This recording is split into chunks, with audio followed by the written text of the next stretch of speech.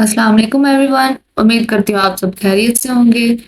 आज हम अपना नेक्स्ट टॉपिक स्टार्ट करेंगे, लेकिन उससे पहले मैं आपको बताती चलूँ कि मैंने ये सारे टॉपिक्स जो ह्यूमन सिस्टम स्टार्ट किया हमने एक प्लेलिस्ट में ऐड कर दिए हैं, और इंशाल्लाह नेक्स्ट जो बाकी रिमेनिंग होंगे हमारे सिस्टम वो भी मैं सारे उसमें ऐड करती जाऊँगी। तो आप काइंडली उसको एक्सेस करना मत भूलिएगा प्लेलिस्ट को, और मेरा चैनल सब्सक्राइब करना मत भूलिएगा।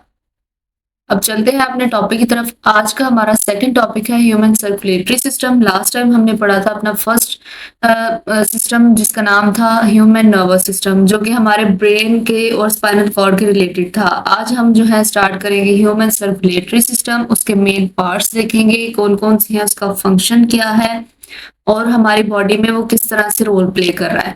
इससे पहले मैं आपको बताती चलूँ कि ह्यूमन सर्कुलेटरी सिस्टम जो है बेसिकली हमारे ब्लड सर्कुलेशन को जो है वो रिलेट करता है। इसमें हमारा जो है वो हार्ट का जो सिस्टम है वो सारा का सारा जो है वो आ जाता है। इसकी डेफिनेशन देख लेते हैं, क्या है इसकी डेफिनेशन में। सर्कुलेटरी सिस्टम बेसिकली जो है वो हार्ट और ब्लड वेसल्स से मिलकर बना होता है। The circulatory system is made up of blood vessels that carry blood away from and towards the heart. Arteries जो है वो ब्लड लेकर जाती हैं पूरी बॉडी से हमारे हार्ट के तक। उसके बाद इसके मेन पार्ट्स क्या है। Main parts of the circulatory system जो है वो है, the circulatory system consist of 4 major components. Heart, second one is arteries. उसके बाद नेक्स्ट हमारी आ जाती है 4 इसके वेन जो है वो कंपोनेंट्स हैं, हार्ट, आर्टरीज, वेन्स, और लास्ट पे हमारी आ जाती है ब्लड, जो कि ब्लड वेसल्स के थ्रू जो है वो ट्रांसफर होता है। उसके बाद नेक्स्ट स्लाइड पर आ जाते हैं कि इसका जो है वो एक्सप्लेनेशन क्या होगा, इसका फंक्शन क्या है, किस तरह से ये जो है वो हमारी बॉडी के अंदर जो है वो ब्लड को ट्रांसफर करता है, ट्रांसलोकेट करता है। The human circulatory system consist of blood, heart, blood vessels and lymph.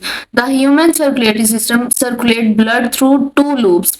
एक जो है वो डबल सर्कुलेशन कहलाती है और दूसरी जो है वो सिंगल सर्कुलेशन कहलाती है। वन फॉर ऑक्सीजनेटेड ब्लड, जिसमें ऑक्सीजन मौजूद होती है, और another for the deoxygenated blood, जिसमें जो है वो ऑक्सीजन मौजूद नहीं होती, यानी कि वो ब्लड सर्कुलेट करता है जो कि ऑक्सीजन हमारी बॉडी के अंदर यूटिलाइज हो चुकी होती है और उसमें से ऑक्सीजन खत्म रिमूव कर दी गई होती है, तो वो हमारा डीऑक्सीजनेटेड ब्लड कहलाता है। और ऑक्सीजनेटेड ब्लड जो है उसमें ऑक्सीजन जो है वो जो हम इनहेल करके बॉडी के अंदर लेकर जाते हैं उसको हम लोग ऑक्सीजनेटेड ब्लड कहते हैं।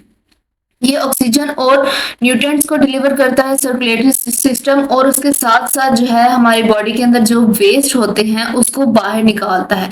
यानी कि ऑक्सीजन प्रोवाइड करने के बाद हमारा जो है वो राइट साइड पे आप देख सकते हैं रेड कलर का डायग्राम में शो हुआ है, और उसके बाद ब्लू साइड पे जो है वो हमारा सर्कुलेटरी सिस्टम डिफाइन हो रहा है कि एक साइड पे जो है वो ऑक्सीजनेटेड ब्लड जो है वो सर्कुलेट कर रहा है, जो कि पूरी बॉडी में ऑक्सीजन और न्यूट्रिएंट जो है वो प्रोवाइड कर रहा है, और सेकंड साइड पे जो है वो डीऑक्सीजनेटेड ब्लड जो कि वेस्ट के साथ जो है हमारी बॉडी से बाहर निकलता है। उम्मीद करती हूँ आज की वीडियो आपको पसंद आई होगी। इसमें कोई भी पॉइंट अगर आपको कंफ्यूजन हो तो वो आप पूछ सकते हैं, कमेंट करना मत भूलिएगा और इसको लाइक करना भी मत भूलिएगा।